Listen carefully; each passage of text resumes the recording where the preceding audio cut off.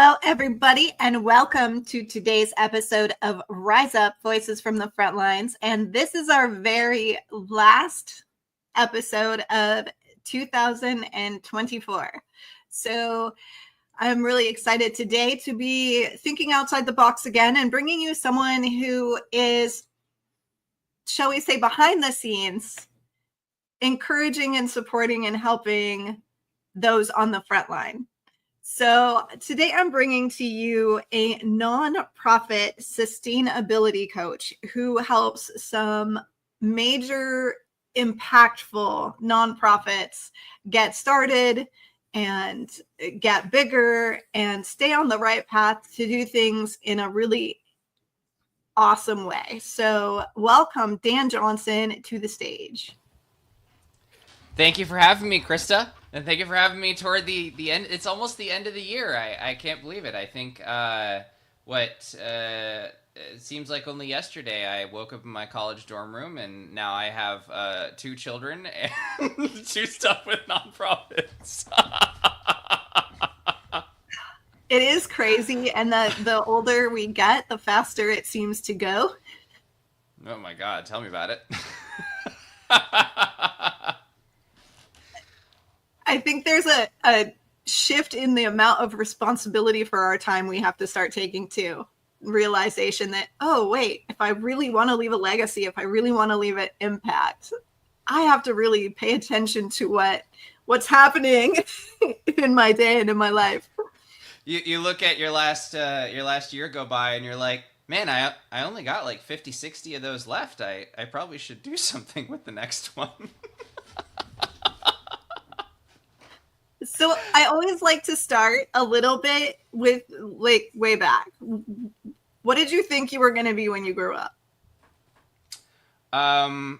Speaker of the House. Straight up Speaker of the House of Representatives, because I thought it was the most powerful position in the country. And so, I used to joke that my plan going into college was I was going to go to a top political science university, which I did, Bowling Green State. I was going to intern for a state rep, run for city council, county commissioner, state rep, run for House, become speaker, take a few bribes, retire on an island. And that that didn't end up being the way that my life turned out. I did get very, very involved in politics. I started my first nonprofit at 18. Quite literally out of my dorm room as a freshman in college. Grew that very quickly.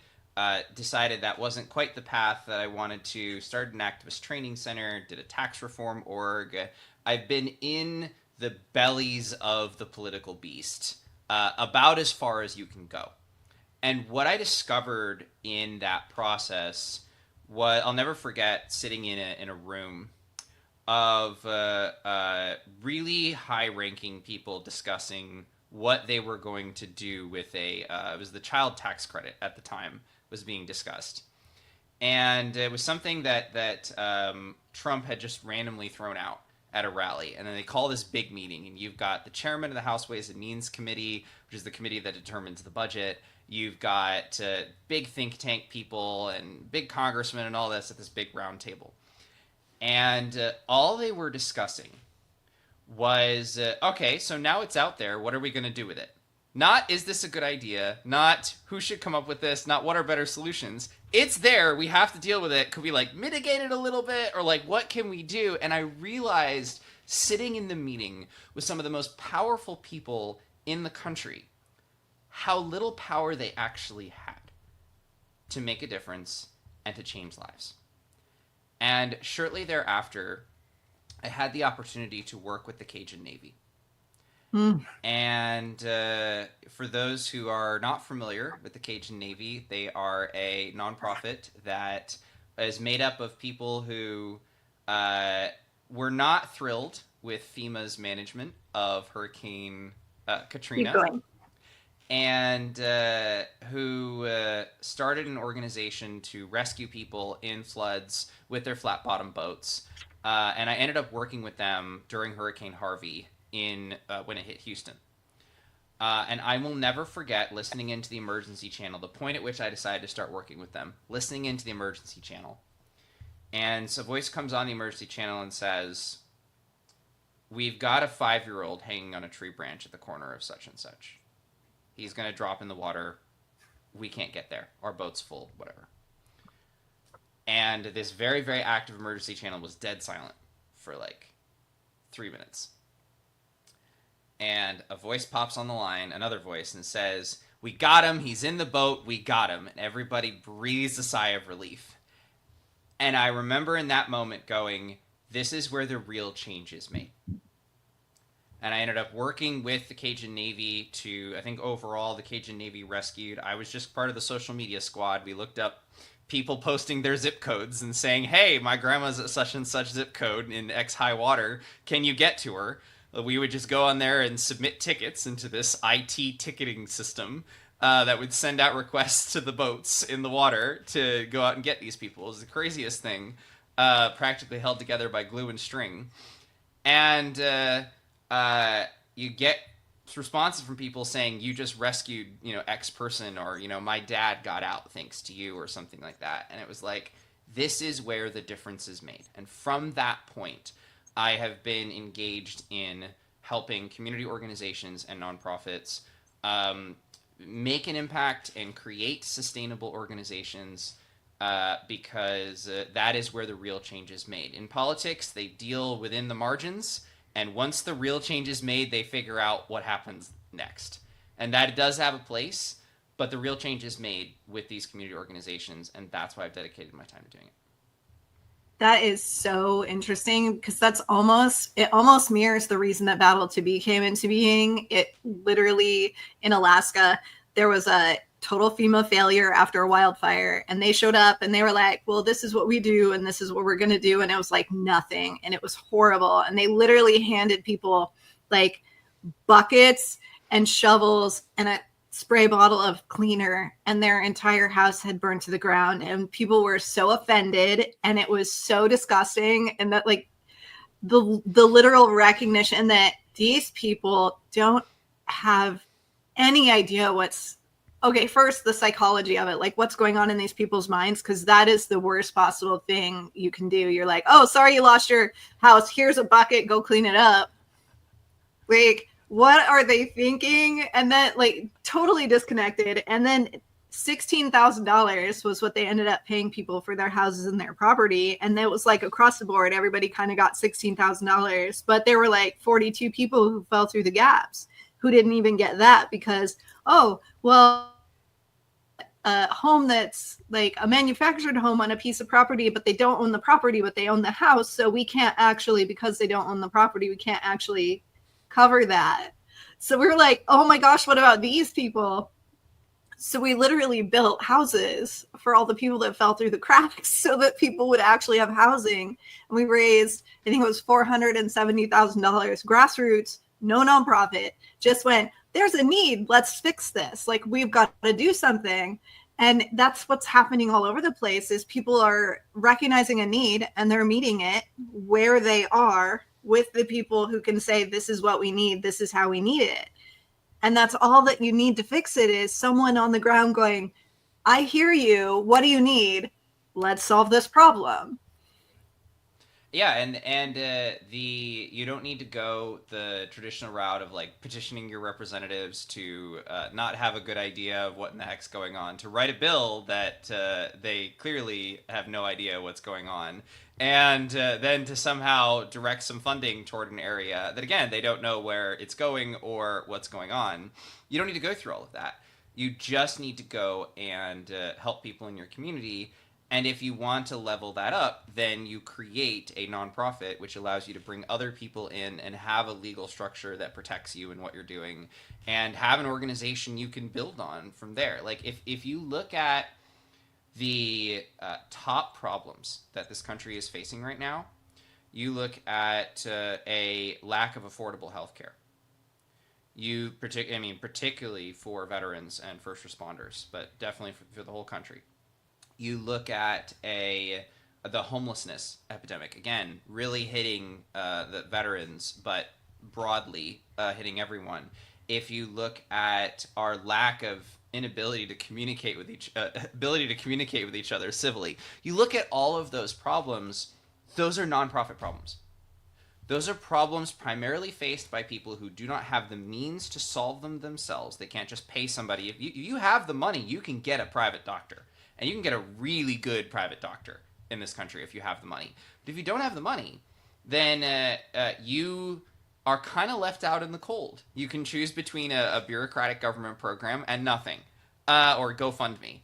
And all of those problems, those are solvable by nonprofits. Those are solvable by charities. And that's why I spend so much time working with new nonprofit leaders to get these charities up and running and to create sustainable organizations instead of just the thing that takes the rest of my paycheck every single month. I wouldn't know anything about that. I wouldn't know anything about that. There's a reason that Dan just said that, and there's a reason that he's here on my show. I only bring you guys people that I have faith in, that I trust, that I've worked with myself, and that I know actually stand behind what they say, because integrity is everything to me. So Dan was my nonprofit coach in the very beginning of our journey. So he is the reason that Battle to Be is still here at the end of year 3. And he is a big part of why we know where we're going. We're structured appropriately, and we are exponentially being able to meet more and more needs, because he helped us build the foundation underneath us to do things the right way.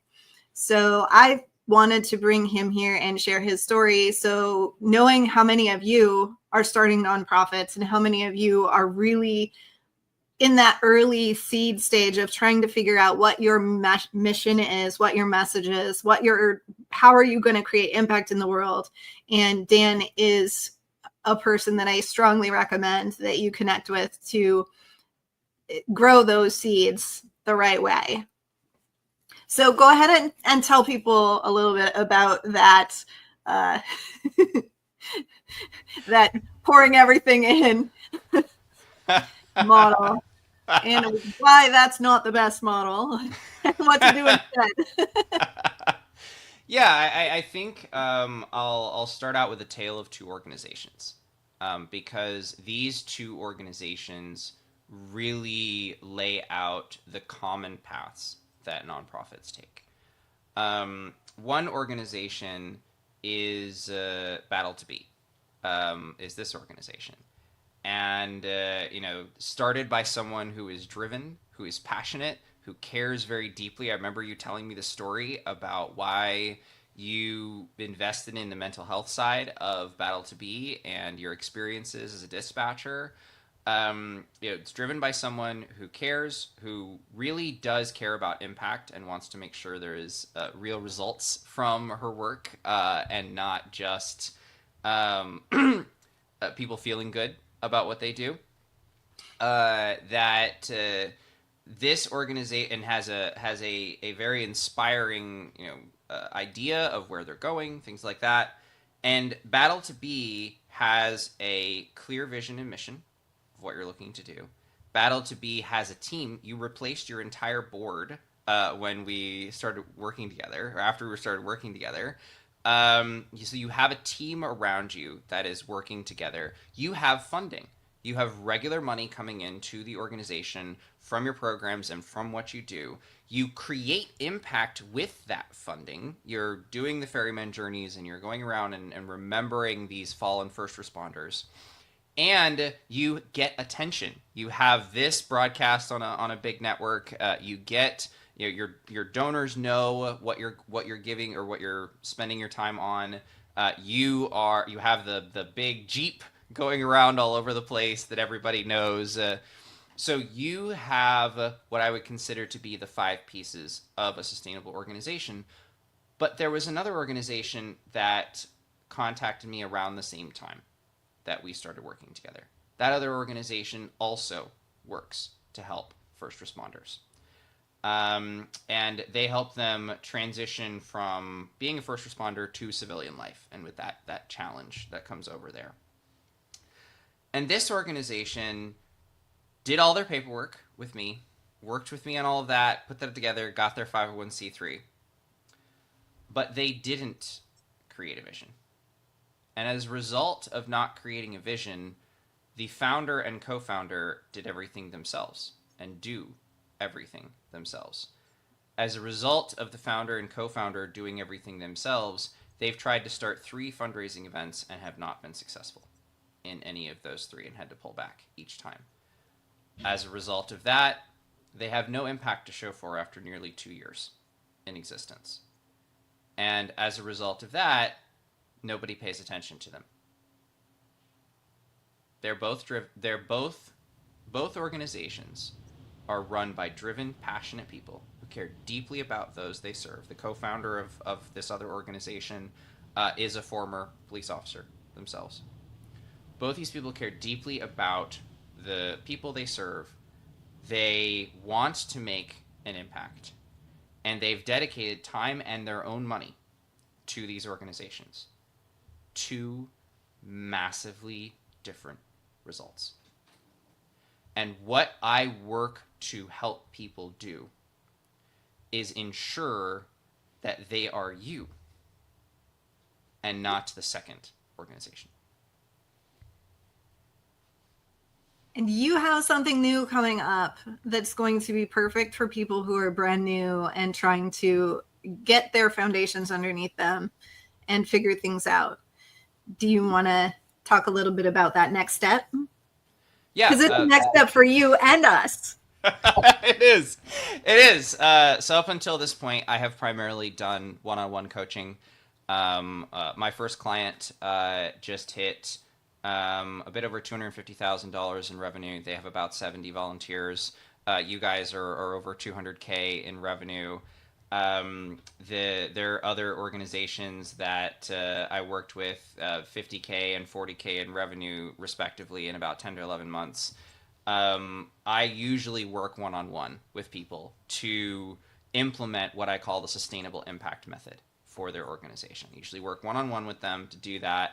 But I've noticed that there is help needed outside of the one-on-one coaching that I do. And so I've developed the Sustainability School, which is the doors close in 4 days, and it is launching on January 6th. And the Sustainability School is the exact same sustainable impact method that I teach one-on-one, but in a group coaching area, or a group coaching approach. So you work with alongside 7 or 8 other nonprofit leaders who are also developing sustainable nonprofits. You have access to 20 to 40 hours of video content, depending on how much I get done by January 6th. You have 20 to 40 hours of video content on how do you create a compelling, powerful vision? How do you build a star team? How do you get those first 10, 20, 30K in the door? How do you get media attention? All of that is in the Sustainability School. And we identify where in this path should you start based on where your organization is. And we point you to those courses. You go through those courses, you come to the group coaching, ask questions, and you have access to a community of other nonprofit leaders who are developing sustainable nonprofits. You can ask pretty much any question that comes to your mind about developing this organization. So that is launching on January 6th. The deadline is December 31st. Details are in the comments. And since you are listening to Krista's podcast, if you set up a call with me to chat about being a part of the Sustainability School and you put in the keyword battle, then I will give you a discount on the school since you are coming from Krista's podcast. So feel free, grab a 15-minute conversation with me about whether this school is right for you and you want to be one of the initial cohorts. That information is going to be available in links below this podcast. Awesome. I love it.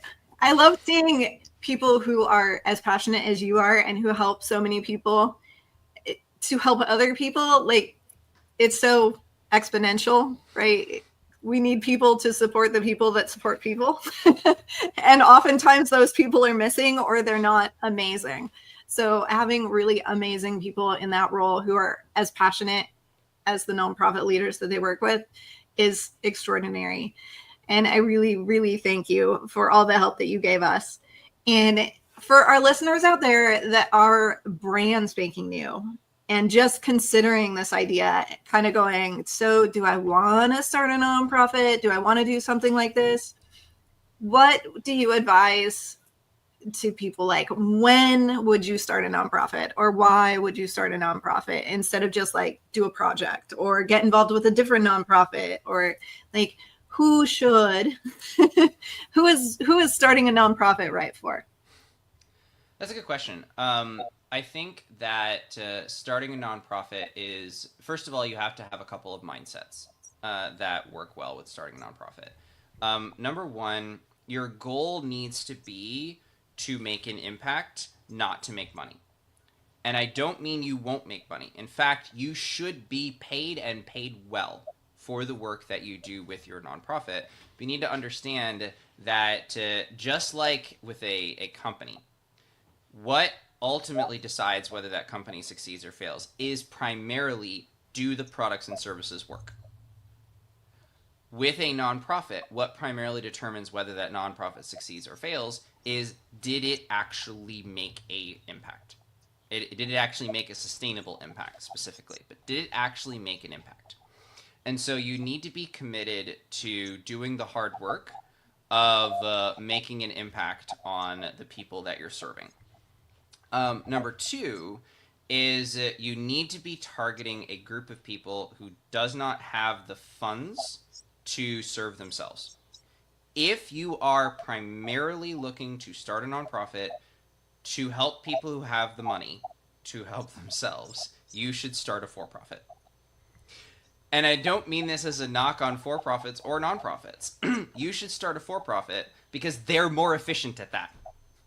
You will get better feedback from whether people buy your products or not. You have a faster revenue cycle. You have all kinds of advantages that come with a for-profit that you do not have with a nonprofit. So if you're primarily looking to serve people who have the money to afford what you're offering, start a for-profit. But if you are serving a group of people who do not have the money to afford the market rate for what you're offering, okay, now you're in a place where nonprofits make sense. If you're primarily focused on impact, and you are also willing to be professional and have a quality product, if you will, come out of the nonprofit.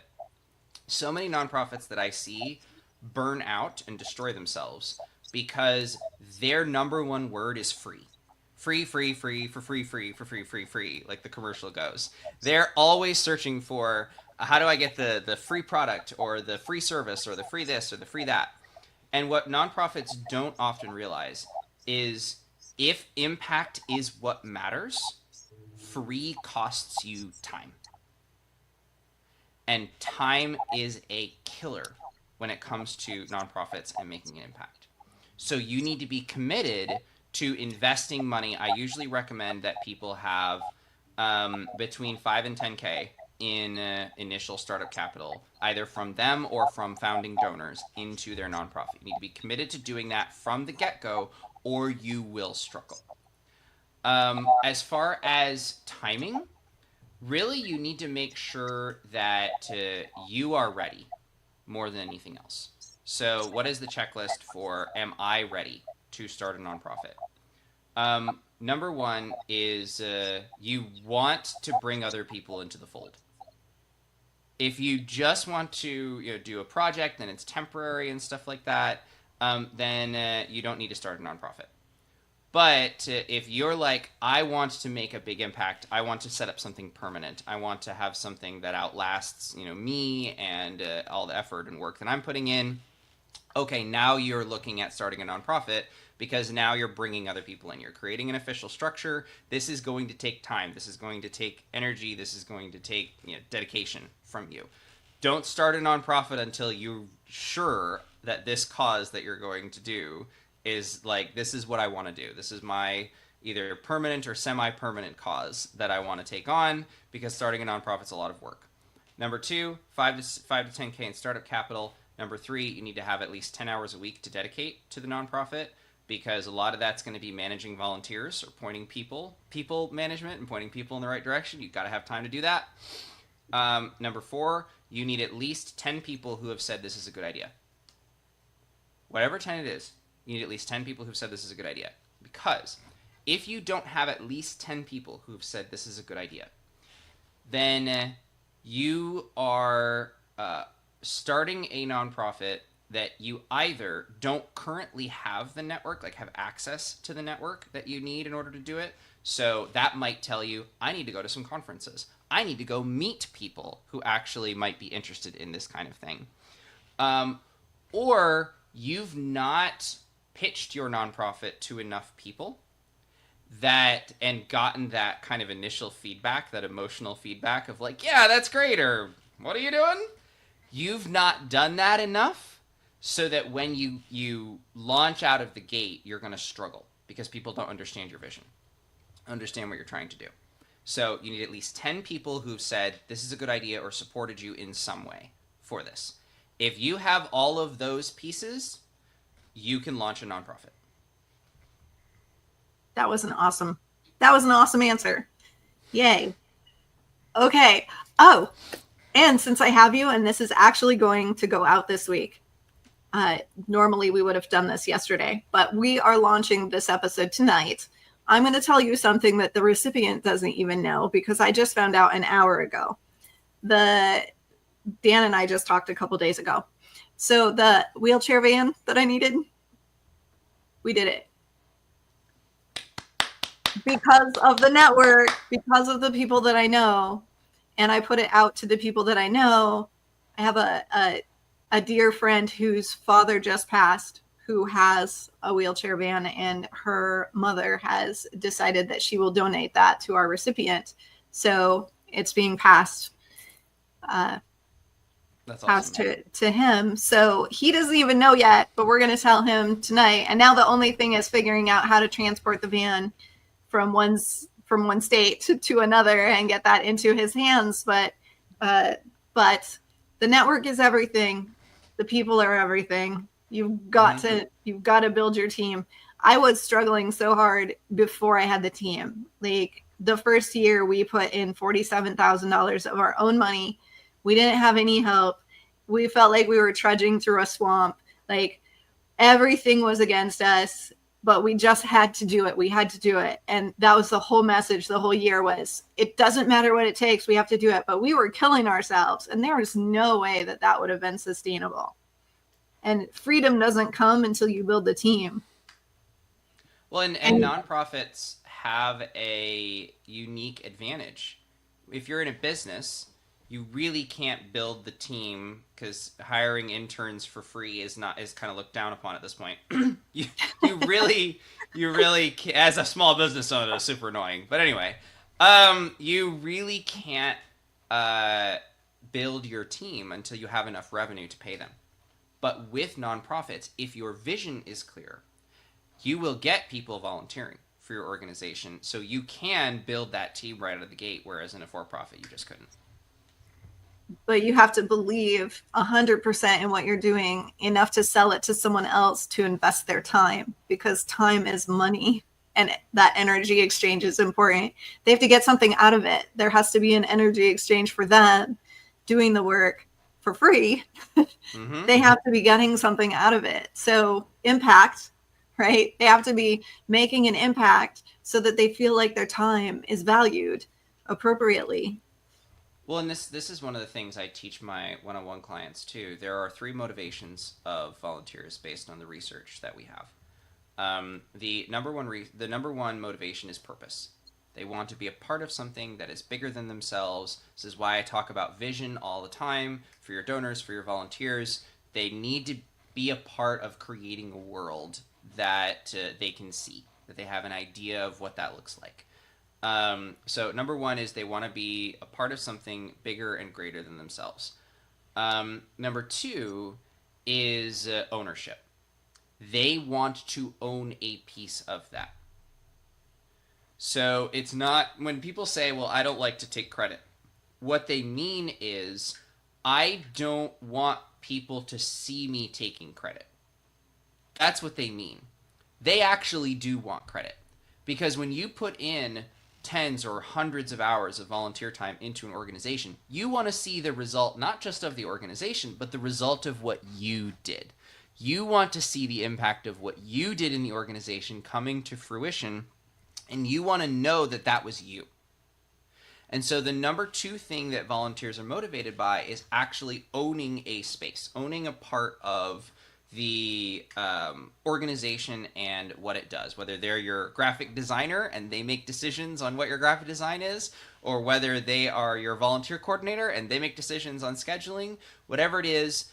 Number two is people want to own what they're working on. And number three is mastery.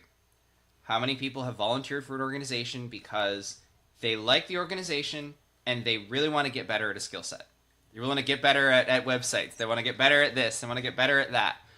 If you are managing volunteers, keep those three things in mind. Purpose, ownership, mastery. Those are the three paychecks of volunteers in a nonprofit. Totally a tangent, but I thought it was worth mentioning. An excellent tangent. It gives value. We don't mind valuable tangents. I'm really good at tangents. So, what are your famous last words or your words of wisdom or your favorite quote to leave with people? Oh, goodness. I think my favorite quote, it's a long one, so I actually have to look it up to make sure I get the whole thing. But are you familiar with The Man in the Arena from Teddy Roosevelt? I don't think so. So there's a lot of trepidation in the nonprofit community about people starting new nonprofits, as if you could have too many people helping people, but whatever. There's a lot of concern, why don't you look at an existing nonprofit and just work with them? And just like any coach would tell you in business, if you can be more or less prepared to start a nonprofit, but if it's something that is on your heart, it's something that you prepare for, and it's something that you follow the 5 steps of sustainability in creating, you can create an impactful nonprofit.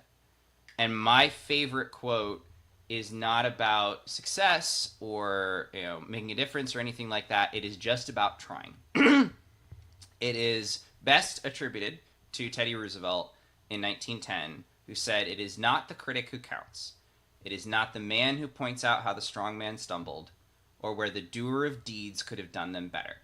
The credit belongs to the man who is actually in the arena, whose face is marred by dust and sweat and blood, who strives valiantly, who errs, who comes short again and again, because there is no effort without error and shortcoming, but who does actually strive to do the deeds, who knows great enthusiasms, the great devotions, who spends himself in a worthy cause, who at best knows in the end the triumph of high achievement, and who at worst, if he fails, at least fails while daring greatly, so that his place shall never be with those cold and timid souls who neither know victory nor defeat."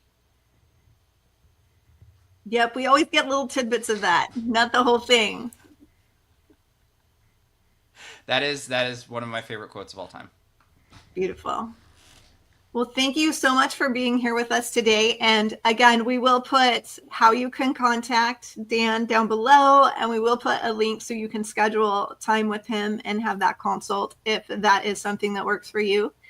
And oh goodness, thank you so much for being here with us today on this final episode of 2024 of Rise Up, Voices from the Frontline. I can't wait to see you next week as we begin a brand new year with a whole bunch of really cool new stuff for you guys and some really cool announcements. So I will see you next week.